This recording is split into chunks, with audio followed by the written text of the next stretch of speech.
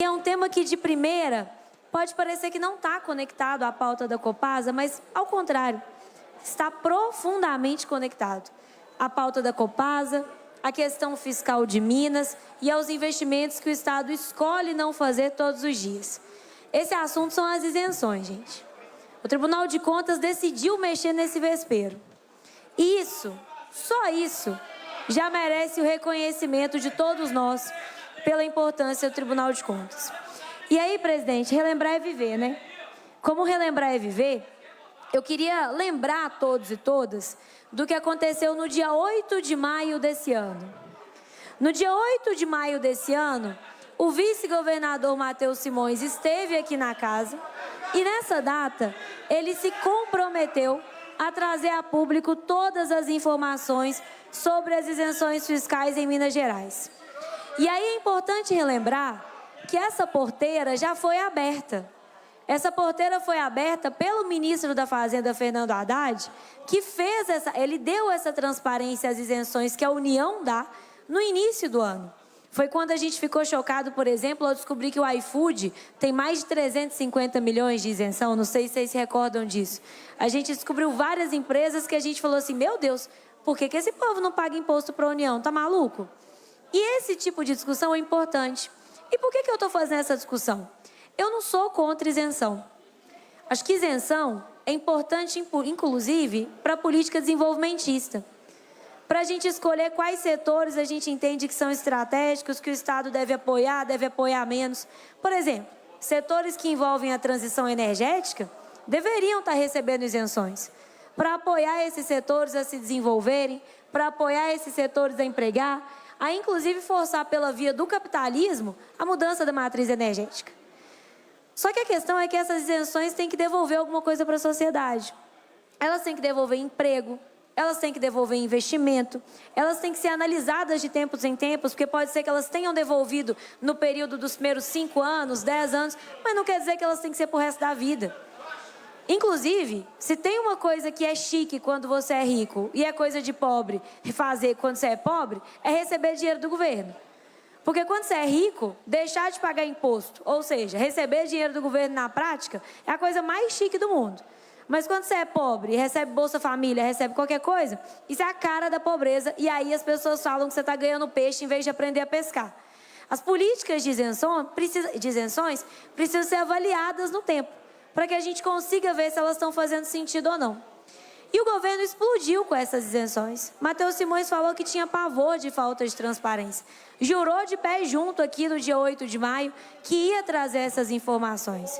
E eu faço o pedido ao presidente Tadeu que a gente faça essa cobrança ao vice-governador. Por que eu estou dizendo isso?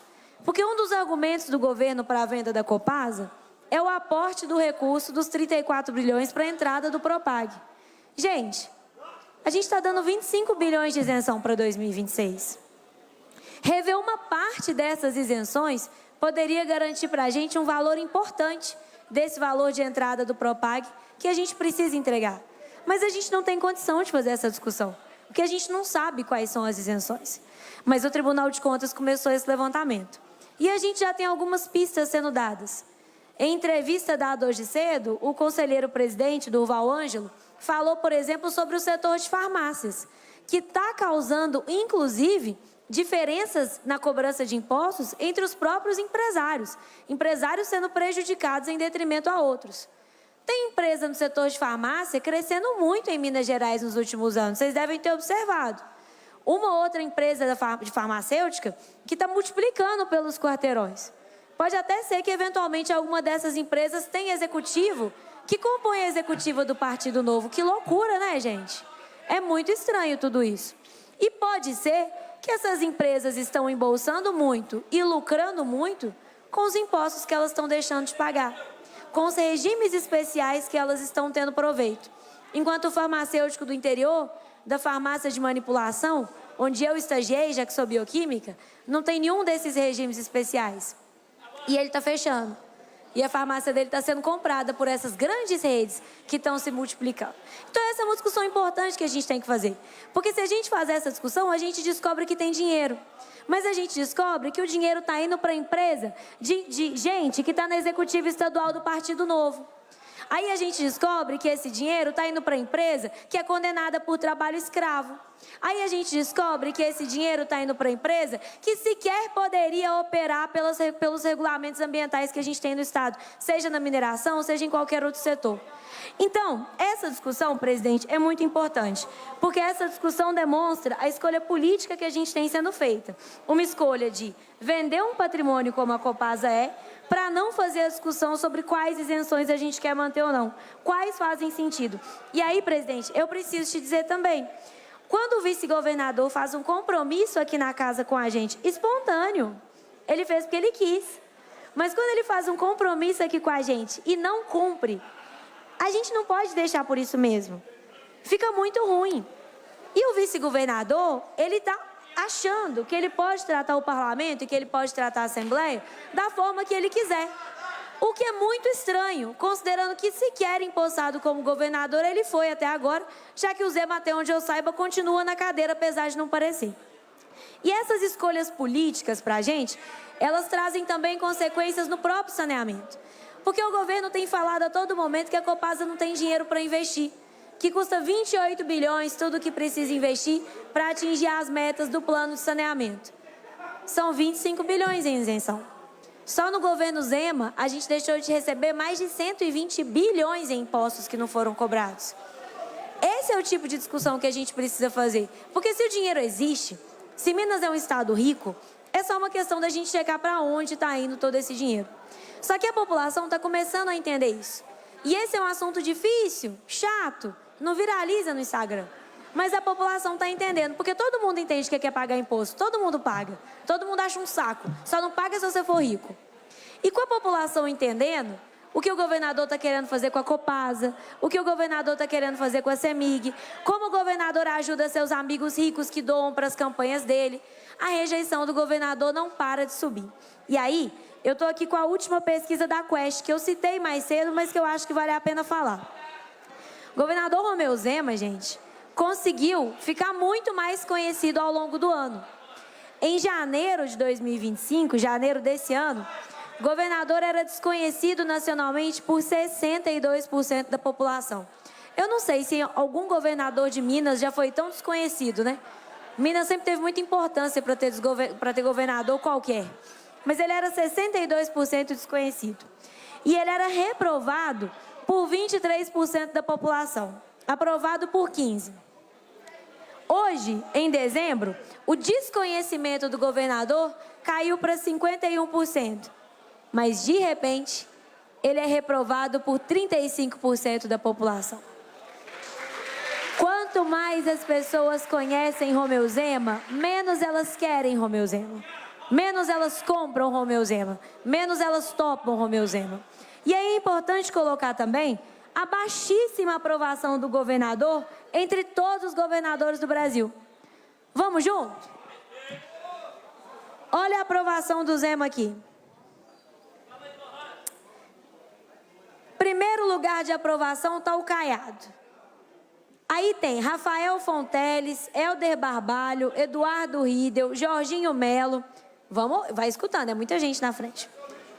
Ratinho Júnior, Renato Casagrande, João Azevedo, Tarcísio de Freitas, Eumano de Freitas, Jerônimo Rodrigues, Fátima Bezerra, Antônio Denário, Eduardo Leite, Mauro Mendes, Gladson Camelli, Clécio Luiz, Romeu Zema. 42% da população aprova o governador. 54% dos mineiros reprovam o governador. Essa é uma avaliação que merece muita atenção e merece atenção para os colegas deputados da base. Eu vou repetir o que eu falei mais cedo. Os senhores e as senhoras não estão vivendo de fazer vídeo imbecil para a internet apanhando de 30 esquerdistas, enquanto não tem tempo para ir em reunião de Propag, para ir em reunião de tarifaço, para ir em COP30. Os senhores e as senhoras trabalham sério. Eu conheço cada colega deputado aqui da casa, da base governista. Vocês vão servir de bucha de canhão para um homem que é o governador mais desaprovado da direita e do Sudeste. De bucha de canhão para um homem que quer ser candidato a presidente da República, enquanto ofende o Nordeste e chama o povo de lá de vaquinha magra. de bucha de canhão para um homem que não dá conta de debater Minas Gerais e quer debater o Brasil. De um homem que não dá conta de fazer o elevador da cidade administrativa funcionar e quer debater o Brasil. Não tem condição, gente. Não tem condição. E o Parlamento Mineiro pode dizer não para isso. A gente tem conversado muito. Se vale a pena a gente continuar brigando, mesmo sabendo que é difícil a nossa vitória aqui hoje. Mas eu acredito profundamente na possibilidade de mudar o que os nossos colegas deputados têm sentido e têm percebido. A gente não quer ficar conhecido como a legislatura que acabou com a Copasa. A gente não quer ficar conhecido como a legislatura que não enfrentou adequadamente os nossos desafios de saneamento, os nossos desafios de abastecimento de água, os nossos desafios de tratamento de esgoto. A gente não quer ficar conhecido como a legislatura que fez a opção política, porque é isso.